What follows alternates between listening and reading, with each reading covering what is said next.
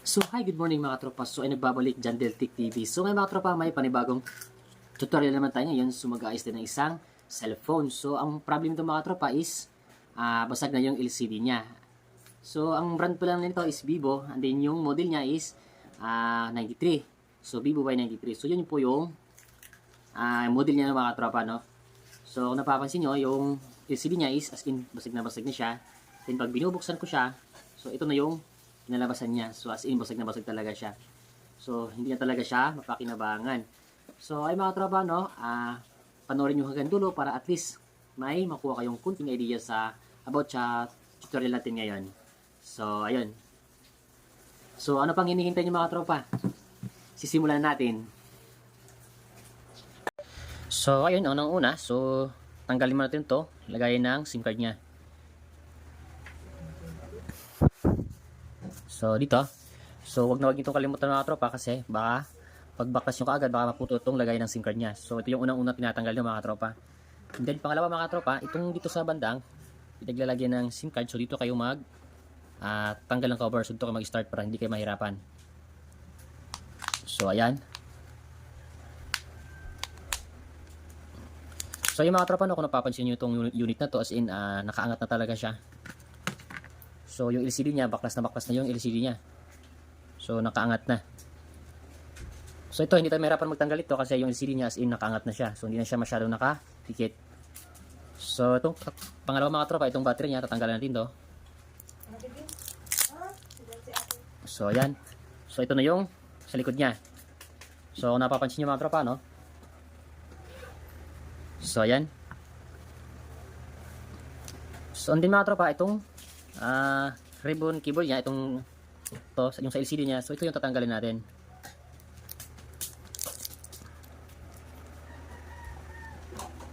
So, ito yung mga lock niya as nakatanggal na din.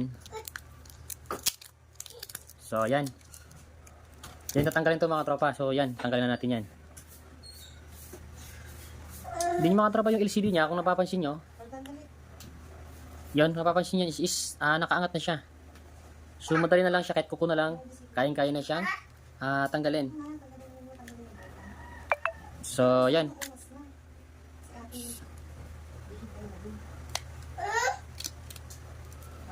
So, yung mga tropa, oh.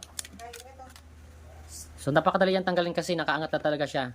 So, siguro nabagsak to, ginamit ng bata. Kaya, siguro ganito yung nangyari. So, ayan, oh. Hindi mga tropa, no? So, testing muna natin to, yung in-order natin siya Shopee na LCD. Para at least mga tropa, ma-ensure natin yung na-order natin or good ba siya or hindi. So, kailangan yun mga tropa. Para at least kung may damage nga siya, so pwede pa natin ma-return sa seller, yon. So, wag nyo kalimutan mga tropa, wag nyo muna siya lagyan ng dikit. So, wag muna. I-try nyo muna. Pero after nyo ma-try mga tropa, pag okay na siya lahat, so saka nyo siya lagyan ng dikit. So, ayun. Pero ngayon, itatry lang muna natin to. Para nga, sabi ko nga, para ma-ensure natin kung good pa talaga yung na-order natin sa Shopee na LCD. So, yun naman talaga ang importante ng mga tropa. So, para iwas din na abono. Baka kasi, yun nga, gaya na sinabi ko kanina, baka may defecto, may damage siya. So, ang hirap mag-return. Ang hirap din mag-abono. So, ayun. So, ilalagay ko lang itong battery nyo ng mga tropa, no? So, ilalagay ko lang itong battery niya. And then, saka natin siya bubuksan pag may pasok natin itong battery niya. So, wait lang. So, ayan, ilagay ko na. So, check natin. So, yung sa LCD na, nakabit ko na din yung battery niya. So, naikabit ko na din. So, try natin itong buksan ng mga tropa, no? Kung okay ba yung in-order natin sa Shopee na skip quiet. So, pagpasensya nyo na mga tropa, no? Kasi nandito talaga yung anak ko. So, ganun siya. Pag nagre-repair ako, lagi siyang nandyan. So, ayan pala mga tropa, no? Nagbukas na pala siya. So, ayan. Nakikita niyo siya, so nagbukas. So, ayan mga tropa, no? So, check natin. Yung back niya. So, back. So, okay naman. Yung home. So, din. Nagtatouch din. And then, yung dito. So, okay. So, balik natin sa may patutin ng dial. So, dial. So, check natin na mga tropa, no? 1, 2, 3, 4, 5, 6, 7, 8, 9. So, So, asterisk 0, sign number. So, ayun mga tropa, no, okay naman siya. So, saka natin siya lalagyan ng pandikit. So, ayun. So, turn off ko muna to. So, ayan, nag-turn off na siya. Saka mo siya babaklasin ng mga tropa, no? Yung battery niya. Then, yung nilagyan natin na LCD. So, ayan.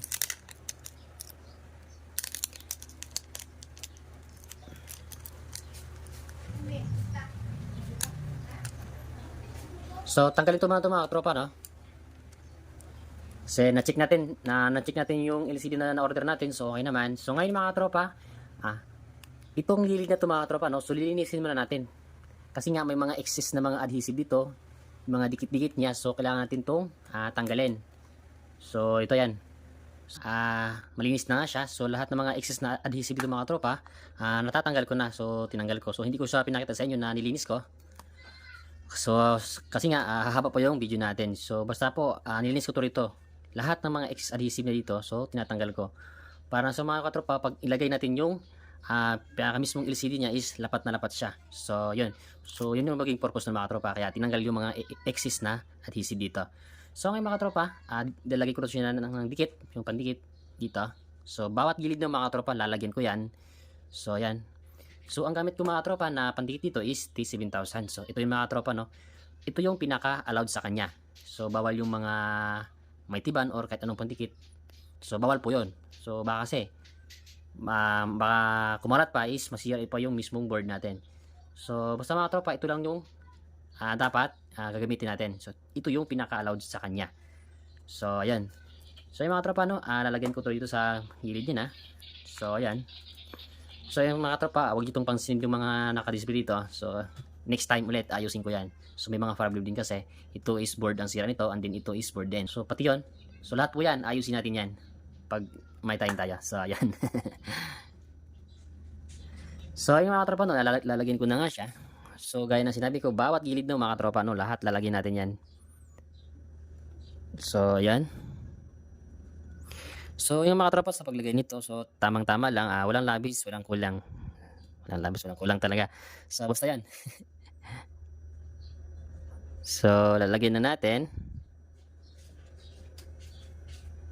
So, kailangan pala ng mga tropa, hindi tayo pasmado dito. Pero ako, pasmado talaga ako.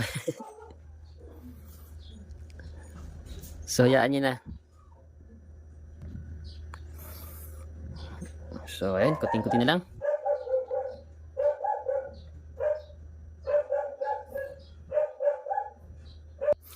So, mga tropa, no? Pagkatapos natin itong lagyan, so, ilagay natin kaagad yung mismong LCD natin. So, kasi nga, mabilis lang tumatayo.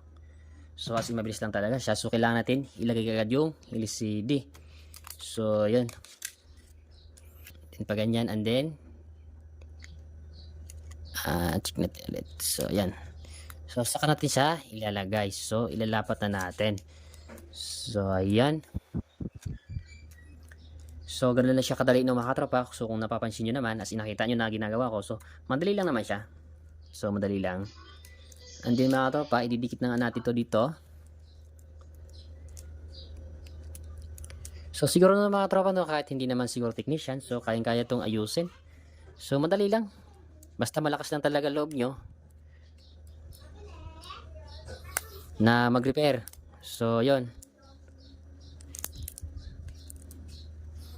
Next, yung battery. So, ilalagay natin itong battery niya, no, mga tropa.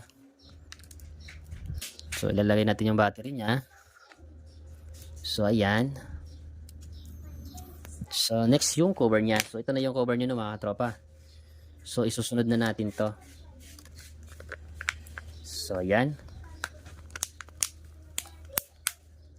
And then, mga tropa, no, after nito, mga tropa. So, wag na wag yung kalimutan, mga tropa, yung pinaka rubber band niya. So, kasi nga, basa pa yung ano niya. So, may possible siyang aangat pag hindi mo siya lalagyan ng rubber band. So, kailangan natin lagyan ng rubber band. So, ito yung pinaka purpose niya, rubber band. Para hindi siya aangat. So, nilagay natin. So, yun.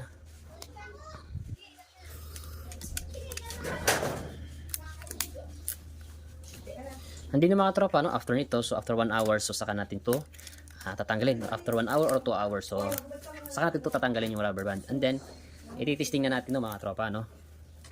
So, kailangan natin lagyan ito ng rubber band. So, ayan.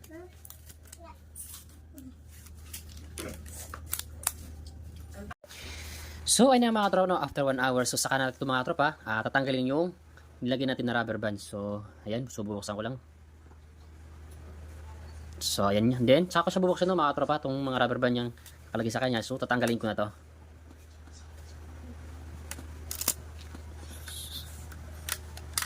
So, para ma-check natin ng mga tropa kung good ba talaga yung ginawa natin. So, sana ito tatagal to. Para maano man lang natin yung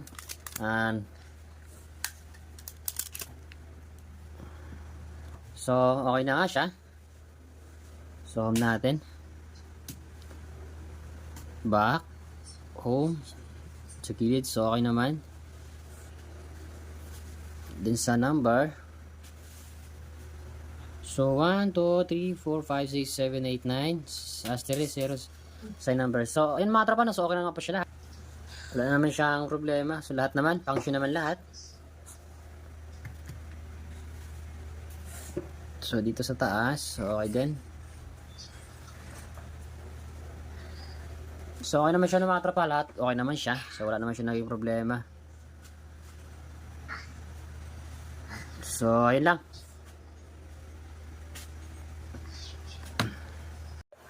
So, ayun mga tropa, okay na nga yung ginawa natin cellphone. So, lahat mga tropa, okay lahat. So, wala siyang naging problema. So, thank you pala sa Shopee kasi nga po, yung product nila is okay. So, ayun mga tropa, kung bago ka pa lang sa akin channel, please subscribe and pahit na din ang notification bell para update kayo sa mga videos na aking i-upload. And once again, thank you for watching. Bye-bye. God bless us all. Thank you.